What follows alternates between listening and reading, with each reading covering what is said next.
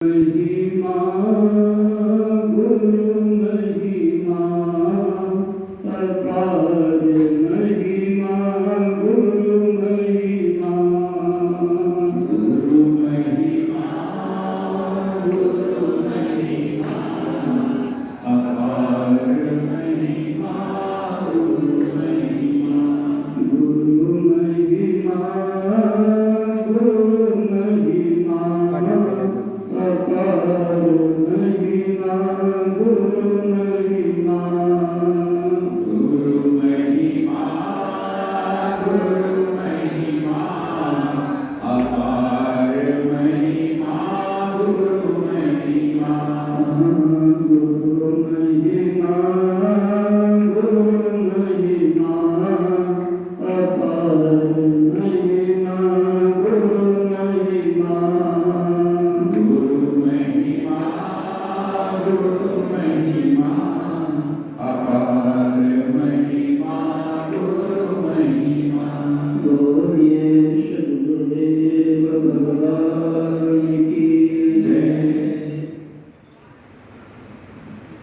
सच्चिदानंद रूपाय विश्वोत्पत्त्यादिहेतवे तापत्रयविनाशाय श्रीकृष्णाय वयं नमः।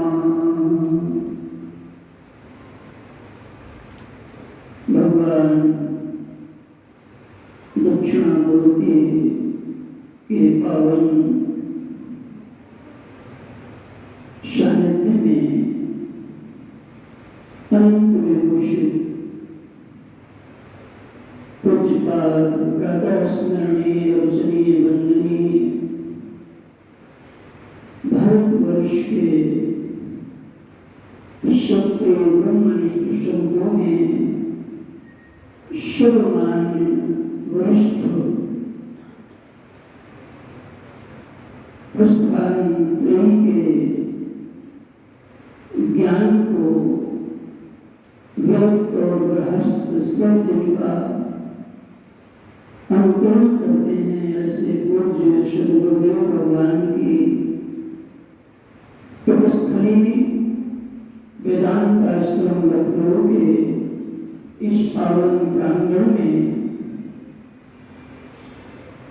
अंश प्रारंभ हो रहे सप्तदिवसीय श्रीमद् भागवत कथा महापुराण के कथा व्यास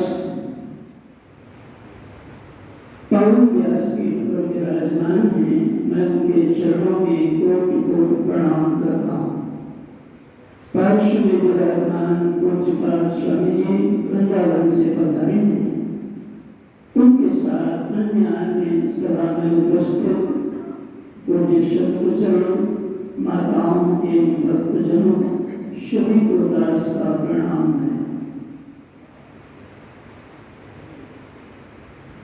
श्रीमद् भागवत कथा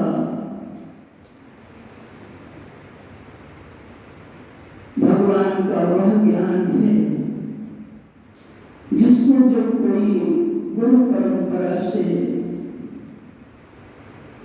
सुसज्जित संस्कारित अपने चित्त को शोभित करके उसके रस को अपने शब्दों में डाल करके हमें प्रदान करते हैं, तब वह कथा जो गुण से गुण है वह आम जनमानस के लिए भी हृदय ग्राह्य हो जाती है। ऐसी कथा व्यास पूज्यपाद महामंडलेश्वर अभी आपने देखा होगा कि 2025 के महाकुंभ में पूज्य श्री का भारतवर्ष के 13 अखाड़ों के सभी संत महात्मा आचार्य महंत संत मंडलेश्वरों के द्वारा गंगा यमुना सरस्वती की पावन संगम पर भारत के कोटि कोटि भक्तों के सानिध्य में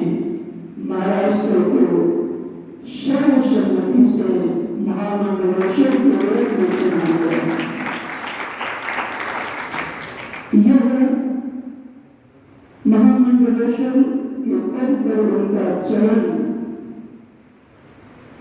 उनकी निष्ठा, उनकी साधना के साथ साथ हमारे पूज्य गुरुदेव भगवान के पावन उस संकल्प को भारतवर्ष के सभी संत महात्माओं ने आशीर्वाद से नवाज दिया और उस भूमि से सबका आशीर्वाद ग्रहण करके पूज्य महाराज श्री मुझे स्नेह हो वहां से प्राण से निकल करके सीधे भगवान महादेव के चरणों में गए प्रणाम करने और वहां के भक्तों ने ऐसा ढोल नगाड़ा संगीत गाना बाजा से स्वागत किया तो मुझे बहुत अच्छा लगा कि ऐसा स्वागत हम लोग अपने गुरुदेव का नहीं कर पाए, ऐसा स्वागत हमारे गुरुदेव होता है। इसको कहते हैं कि जब पिता से पुत्र थोड़ा आगे बढ़ता है तो जैसे पिता को सुख मिलता है, ऐसे मुझे लगता है जब गुरुदेव का कोई पाला हुआ बालक आगे बढ़ता है तो गुरुदेव को भी बहुत सुख अवश्य मिलता होगा। पट्टाभिषेक उस उत्सव में सब लोग कुछ न कुछ दायित्व ग्रहण कर रहे थे, मुझे भी करना चाहिए था, लेकिन मैं अब इसको जो भी कहना हो, जैसे भी समझना हो, अनेक भाव निकल सकते हैं, लेकिन मैं जैसे महाभारत का युद्ध हो रहा था, कोई कर रहा था, कोई करा रहा था और कोई तटस्थ होकर के खाली बैठा देख रहा था, तो मुझे कुछ ऐसा ही अनुभव आ रहा था। तो उस दिन हमने गुरुदेव को तो चटाई से चांदी के सिंहासन की यात्रा का श्रवण दर्शन किए हैं। कभी जो बड़ा कीमती चीज हुआ करता था, छोटा सा टेप रिकॉर्ड और उसके पैसे जिसको संभालते पूरे ग्रंथ, और वो भी जब चोर चुरा ले गए तब भी कोई चेहरे में फर्क नहीं आया। और आज तो कहीं कहीं करोड़ के वाहन में चलते हैं तो इससे भी कोई फर्क नहीं पड़ा, समर्थ की भूमिका है। लेकिन जब प्रयागराज में पट्टाभिषेक हो रहा था पूज्य महाराज श्री का, तो गुरुदेव की कमर में जो लचक दिख रही थी वो वैसा चेहरे पे जो नूर दिख रहा था, अमर जी ने तो जरूर देखा होगा उसको, लेकिन वो ऐसे ही उस दिन दिख रहा था जैसे एक पुत्र का विवाह हो रहा हो और पिता के चेहरे पे दिख रहा था। लोगों को व्यवस्था करना, इधर करना, तो मेरा तो खाली आंख खुले था। ये जो पल है ये हर सब भक्तों के लिए, जैसे भगवान का राम का विवाह कहते सब देखने के लिए दौड़ पड़े, राम जी का जन्म आया देखने के लिए दौड़ पड़े, वैसे जो महाराज श्री का पट्टाभिषेक था तो लखनऊ, देवत, दिल्ली, नगर कहाँ से लोग दौड़ पड़े और जिन्होंने वो क्षण देखा होगा वो सबका एक सुंदर सुखद अनुभव। वहां से गुरुदेव के आशीर्वाद में भारतवर्ष के सभी संतों के आशीर्वाद को प्राप्त करके मुझे लगता है कि लखनऊ की पावन धरा पर महामंडलेश्वर बनने के बाद यह प्रथम श्रीमद् भागवत महापुराण ज्ञान यज्ञ महाराज श्री के वाणी से होने जा रहा है। आप सब इस कथा को गुरुदेव के ही रूप में सुनिएगा। और हमारे गुरुदेव आप जानते हैं शास्त्रों के शौकीन हैं। अभी अध्यक्ष महोदय से बात हो रही थी, यद्यपि अध्यक्ष महोदय भी आज आने में थोड़ा आनाकानी कर रहे थे, लेकिन मेरे मन में चल रहा था कि आज प्रथम भागवत महाराज श्री का मंडलेश्वर बनने के बाद लखनऊ की धरा पर होने जा रहा है, इसलिए उनका आगमन हो तो मार्ग में कुछ चर्चा होने लगी। हमने कहा थोड़ा राष्ट्रीय चर्चा आप करिए, तो राष्ट्रीय चर्चा में बातचीत करते करते तो राष्ट्रीय परिप्रेक्ष्य में बात आई। तो सब समझते हो अभी जो पुलवामा में इतना बड़ा आतंकवादी हमला हुआ भारत की भूमि में, महाराज 'कश्यप की भूमि में, ये हम सब लोगों के लिए जगने का समय है। मैं आगे बात बोलूंगा, उसके बाद जब विराम करूंगा तो सभी मृत आत्माओं के लिए 2 मिनट का वेदांत आश्रम लखनऊ की तरफ से हम लोग उनकी शांति की कामना करते हुए वाणी को विराम करेंगे। सत्संग क्या सुने हम आप, बस यही बात कह के मैं वाणी विराम में दूंगा।